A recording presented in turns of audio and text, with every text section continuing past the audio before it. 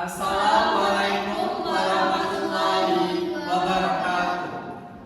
Segala puji bagi Allah SWT yang telah memberikan kita nikmat serta kesehatan sehingga kita semua dapat menyaksikan video pembelajaran ini dalam keadaan sehat walafiat. Kami ucapkan terima kasih kepada Ibu Dr. Eni Syahriani, SLMSI, selaku dosen pengampu mata kuliah Sistem Informasi Manajemen yang telah membantu dan membimbing kami dalam penyelesaian tugas ini. Sebelum masuk pada materi pembahasan, izinkan saya dan rekan saya untuk memperkenalkan diri terlebih dahulu. Perkenalkan saya Muhammad Adi Hidayat dengan NIM 21202472 dan rekan saya. Perkenalkan saya Herlia Anissa dengan NIM 2021241137. Perkenalkan nama saya Riana Manita NIM 21202425 dan saya Putri Alma dengan NIM 21202418. Nah, baiklah teman-teman, pada kesempatan kali ini kelompok kami akan membahas bagaimana pentingnya sistem informasi manajemen dalam perusahaan manufaktur. Nah, sebelumnya teman-teman ada yang tahu nggak apa sih contoh dari perusahaan manufaktur ini? Tahu. Apa sih contohnya kalau teman-teman tahu? Toyota. Indofood. Contohnya banyak sekali seperti yang teman-teman sebutkan tadi. Ada dari Unilever, Toyota, Indofood dan sebagainya. Dan jadi teman-teman, perusahaan-perusahaan yang kalian sebutkan tadi itu menghasilkan banyak data mulai dari pembelian bahan baku, proses produksi, persediaan stok gudang hingga penjualan. Nah, jika data tersebut tidak dikelola dengan baik, proses pengambilan keputusan itu akan menjadi lambat dan berisiko menyebabkan kerugian kepada perusahaan tersebut.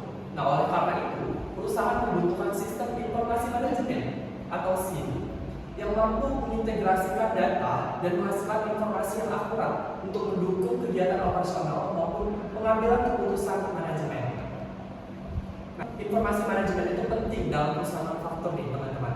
Nah, yang pertama, manfaat utamanya itu mempercepat akses informasi. Nah, jadi dengan adanya SIM dalam perusahaan manufaktur itu akan mempercepat akses informasi. Yang kedua, itu mengurangi kesalahan pencatatan. Nah, dengan adanya SIM itu akan mengurangi kesalahan pencatatan di dalam data sehingga informasi yang didapatkan akan lebih akurat. Yang ketiga, itu akan mempermudah pengawasan produksi mulai dari stok gudang, pencatatan penjualan dan sebagainya. Dan yang terakhir, itu mendukung pengambilan keputusan yang lebih cepat dan tepat sehingga perusahaan akan lebih menguntungkan, akan lebih efektif dan efisien. Nah, dengan adanya SIM, perusahaan dapat meningkatkan efisiensi dan produktivitas kerja di dalam perusahaan. Oke, slide selanjutnya akan dijelaskan oleh rekan saya. Baik, saya akan menjelaskan tentang pengertian sistem informasi manajemen dan perusahaan manufaktur. Pengertian sistem informasi manajemen adalah sistem yang digunakan untuk mengumpulkan, mengolah, menyimpan, dan menyajikan informasi guna membantu manajemen itu dalam mengambil keputusan secara tepat dan tepat.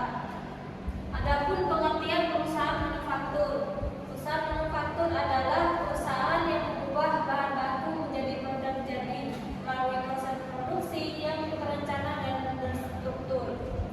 Adapun karakteristik perusahaan manufaktur, yang pertama itu dalam mengolah bahan baku menjadi barang jadi.